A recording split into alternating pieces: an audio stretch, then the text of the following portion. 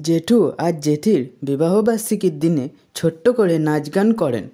জেঠু আর জেঠির নাচ শেষ হয়ে যাওয়ার পর রুচিরা জেঠিকে বলেন, মা, আমি তো আজকে আপনার নাচের কাছে ফেল।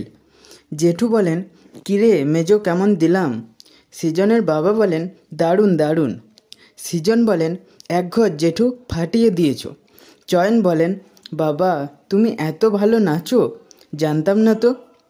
এরপর অয়ন সবটা দেখে বলতে থাকেন, বুড়ো বয়সে এদের যত ভীমরতি, বিরক্ত লেগে যাচ্ছে, যেতেও পারছি না এখান থেকে।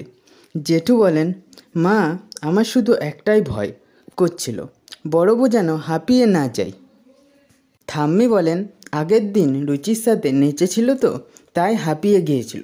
আজ তুই সঙ্গে ছিলি বলে ওর ফুর্তি অন্যরকম। বর্ষা বলেন, একদম ঠিক বলেছে ঠাম্মি। জেঠি বলেন, আপনিও পারেন মা। পর্ণা বলেন, আচ্ছা আচ্ছা, বলছি আজকের মতো অনুষ্ঠান এইখানেই শেষ, তবে এরপর? জেঠু বলেন, এরপর আবার কি? রুচিরা জেঠির কানে কানে বলেন, ফুলশয্যা। তখন সৃজনের বাবা চিৎকার করে বলেন, ফুলশয্যা। এরপর দেখা যায় পর্ণারা মিলে ঘরটাকে সুন্দর করে সাজিয়ে জেঠু আর জেঠিকে একঘরে করেন।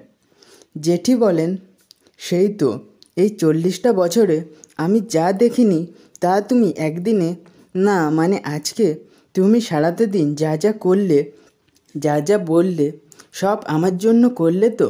এইসব আমি স্বপ্নেও ভাবতে পারিনি গো। এই 40টা বছরে এটাই আমার সেরা উপহার।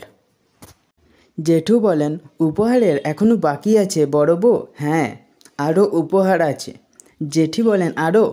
জেঠু বলেন, হ্যাঁ, আরে বাবা, পর্ণারও তো ফুলশয্যার ব্যবস্থা করেছে, তা ফুলশয্যার নিয়ম মানতে হবে না? দাঁড়াও। এই বলে জেঠু একটা উপহার নিয়ে এসে জেঠিকে বলেন, এই নাও বড় বউ, তোমার ফুলশয্যার উপহার। জেঠু বলেন, এই দেখো, আবার কাতলা মাছের মতো তাকিয়ে আছে কেন, খুলে দেখো। জেঠি উপহার খুলে দেখেন শাড়ি। তা দেখে জেঠি আনন্দে চোখে জল চলে আসেন। জেঠু বলেন, এই কি বড় বউ, এমন খুশির দিনে তোমার চোখে জল কেন? জেঠি বলেন, ও কিছু না গো।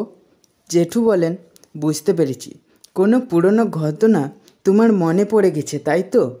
আরে বাবা, ওইসব তুমি মনে রেখো না। পর্ণা অখিলেশ দত্তকে পুরো পাল্টে দিয়েছে। হ্যাঁ।